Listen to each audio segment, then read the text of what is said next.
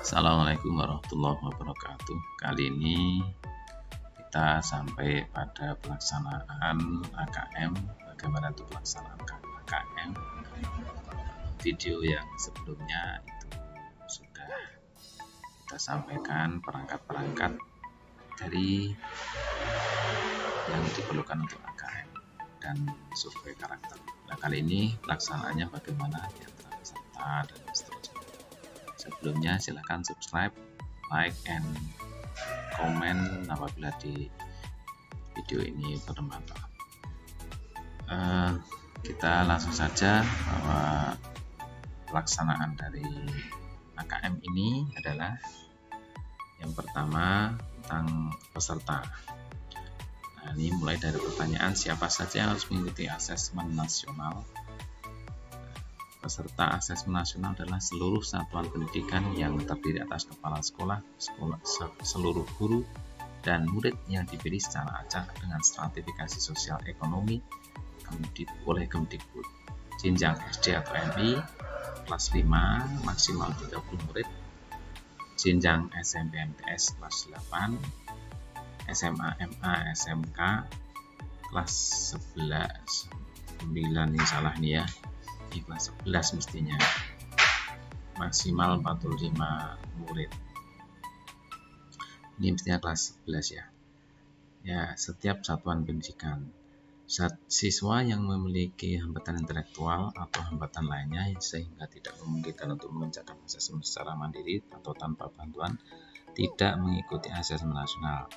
Misalnya siswa SLBA, SLBC, SLBG. Bila siswa pada SLB lainnya juga mengalami hambatan untuk pelaksanaan secara mandiri, juga tidak diikutkan sebagai peserta asesmen nasional. Namun, guru dan kepala sekolah pada sekolah tersebut tetap mengikuti asesmen nasional, khususnya sebagai peserta survei lingkungan belajar. Demikian. Lalu berikutnya, siapa saja yang mengikuti AKM? Peserta AKM adalah semua murid yang menjadi responden asesmen nasional. Guru maupun kepala sekolah tidak mengerjakan AKM. Ini diperhatikan ini ya, mana yang dikerjakan, mana yang tidak. Lalu berikutnya, apakah asesmen nasional wajib diikuti oleh seluruh satuan pendidikan di seluruh Indonesia? Ya. Jadi asesmen ini untuk seluruh satuan pendidikan. Ya. Asesmen nasional dilaksanakan seluruh sekolah, madrasah, dan satuan pendidikan kesetaraan di wilayah Indonesia. Nah, ini. Kemudian berikutnya, bolehkah SMP atau MTS, SMA, MA, SMK yang jumlah muridnya kurang dari 45 tidak ikut asesmen nasional? Tidak. Nah, jadi ini semua satuan pendidikan meskipun muridnya kurang dari 45. Ya. Jadi semua satuan pendidikan wajib mengikuti asesmen nasional. Jika jumlah murid kurang dari 45, maka semua murid akan menjadi responden. Nah, ini yang penting. Begitu pula dengan satuan pendidikan di jenjang SD, MI, jika murid kurang dari 30, maka semua murid akan menjadi responden. Nah, ini. Jadi kalau yang sekolah kecil tetap harus mengikuti dan nanti akan menjadi semua harus responden jika kurang dari 45 atau 30. Berikutnya, bagaimana penentuan murid yang mengikuti asesmen nasional? Murid akan dipilih secara acak oleh Kemdikbud dengan mempertimbangkan faktor sosial ekonomi satuan pendidikan. Tidak diperkenankan mengganti sampel murid karena dapat memengaruhi hasil dan tindak lanjut perbaikan pembelajaran. Jadi nanti satuan pendidikan untuk sekolah atau madrasah tinggal jalankan saja. Siapa yang mengikuti nanti akan diambil oleh Kemdikbud. Berikutnya, berapa persen batas minimal banyaknya guru yang mengikuti asesmen nasional? Tidak ada batas minimal. Target responden asesmen nasional adalah semua guru, baik status kepegawaian tetap maupun pegawai lepas atau honorer.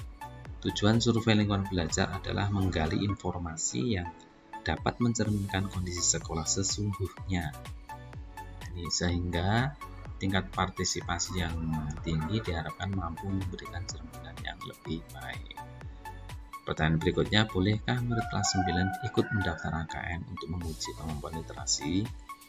Tidak boleh. Responden AKM dipilih secara acak oleh Kemdikbud untuk target sasaran kelas 5, 8, dan 11. Nah, kemudian ini waktunya sekarang ya, waktu pelaksanaannya kapan? Kapan AKM akan dilaksanakan? Pelaksanaan asesmen nasional siswa kelas 8 jenjang SMMT serta 9 SMA, 11 lagi nih ya, ini saya ketik terus jenjang SMA, MA, dan SMK pada akhir Maret pertengahan April 2021. Untuk siswa kelas 5 direncanakan pada bulan Agustus 2021. Berapa lama waktu pelaksanaan asesmen? Asesmen terdiri dari 1 AKM, 2 survei karakter, dan 3 survei lingkungan belajar. Pelaksanaan asesmen nasional untuk murid akan dilaksanakan selama 2 hari. Hari pertama untuk asesmen literasi baca, survei karakter, sedangkan hari kedua untuk asesmen numerasi dan survei lingkungan belajar. Alokasi waktu sesi asesmen maupun survei berbeda untuk murid kelas 5 dengan murid kelas 8 serta 11. Alokasi waktu asesmen dapat dilihat di tabel berikut. Ini tabelnya. Ya, untuk hari pertama SDMI 75 menit, survei karakter 20 menit. Hari kedua 75 menit, survei lingkungan 20 menit. SMP, MTS, SMA, SMK, MA 90 menit, 30 menit. Tes numerasinya 90 menit, survei lingkungannya 30 menit. Nah, ini alokasi waktunya ya. Jadi itu. Kemudian pelaksanaan survei lingkungan belajar untuk kepala sekolah dan guru lebih fleksibel dan diberikan alokasi waktu melengkapi semua pertanyaan selama pelaksanaan asesmen nasional di sekolah yang bersangkutan 2-4 hari. Pengerjaan angket oleh kepala sekolah maupun guru dilakukan secara daring tanpa pengawasan. Nah, kemudian kita lanjut ke teknis pelaksanaannya. Yang pertama, sosialisasi dan uji coba. Apakah akan diadakan uji coba AKM dan survei karakter selama kapan pelaksanaannya? Nah, uji coba akan dilaksanakan 1 bulan sebelum pelaksanaan AKM melalui mekanisme gladi bersih. Uji coba ini bertujuan untuk memastikan aplikasi dapat berjalan dengan lancar serta mekanisme pelaksanaan asesmen nasional dipahami oleh setiap pihak yang terlibat. Selain uji coba, Kemdikbud menyelenggarakan simulasi AKM untuk mengenalkan model soal AKM dan memberikan kesempatan kepada murid untuk familiar dengan aplikasi serta ragam soal AKM. Bahkan kemarin kita sudah melakukan uji coba dan sosialisasi sudah. Waalaikumsalam.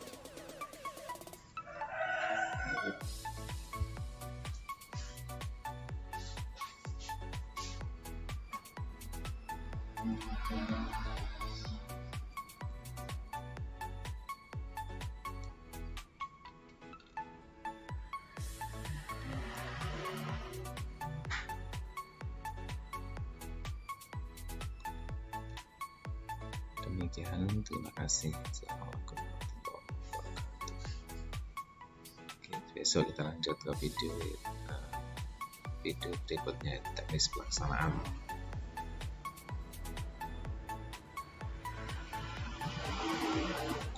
Kita lanjut aja ya ini ya, teknis pelaksanaan. Bagaimana untuk pelaksanaan asesmen nasional? Apakah sama seperti UNBK semi daring? Jawabnya, terdapat sejumlah modifikasi pada teknik pelaksanaan asesmen nasional seperti bentuk soal maupun sistem adaptif. Namun secara umum tenaga teknis yang mampu melakukan UNBK semi daring akan mudah mempelajari sistem pelaksanaan asesmen nasional. Bagaimana aturan pelaksanaan di sekolah? Pengawasan, pendanaan, pengaturan peserta setiap ruang. Aturan pelaksanaan di sekolah akan dituangkan lebih detail dalam prosedur operasional standar atau POS asesmen nasional. Jadi nanti kalau sudah akan dilaksanakan, saya kira nanti ada POS untuk asesmen nasional seperti UNBK kemarin. Kita lanjut, bagaimana Bila terdapat guru yang tidak mengikuti survei lingkungan belajar, Kemdikbud memberikan alokasi waktu 2-4 hari selama pelaksanaan asesmen nasional di sekolah untuk guru dan kepala sekolah mengisi survei lingkungan belajar. Diharapkan dalam tenggat waktu tersebut semua guru akan berpartisipasi. Partisipasi guru di dalam survei lingkungan belajar akan mempengaruhi akurasi gambaran umum iklim belajar dan iklim satuan pendidikan. Nah, ini penting. Jadi Bapak Ibu guru dan kepala mestinya diusahakan betul atau bahkan diwajibkan untuk bisa mengikuti dalam survei lingkungan belajar. Berikutnya, ini apakah pelaksanaan KM dapat dilakukan lebih dari satu sesi? Berapa jumlah sesi yang diizinkan setiap harinya? Setiap sesi memerlukan waktu 140 menit untuk jenjang SD derajat dan 165 menit untuk jenjang SMP SMA derajat. Oleh karena itu, dalam satu hari dapat diselenggarakan 3 sesi tes. Pembagian waktunya seperti ini. Ya, pembagian jadwalnya seperti ini. Saya kira cukup. Ini saya 1, 2, 3. Terima kasih. Assalamualaikum warahmatullahi wabarakatuh.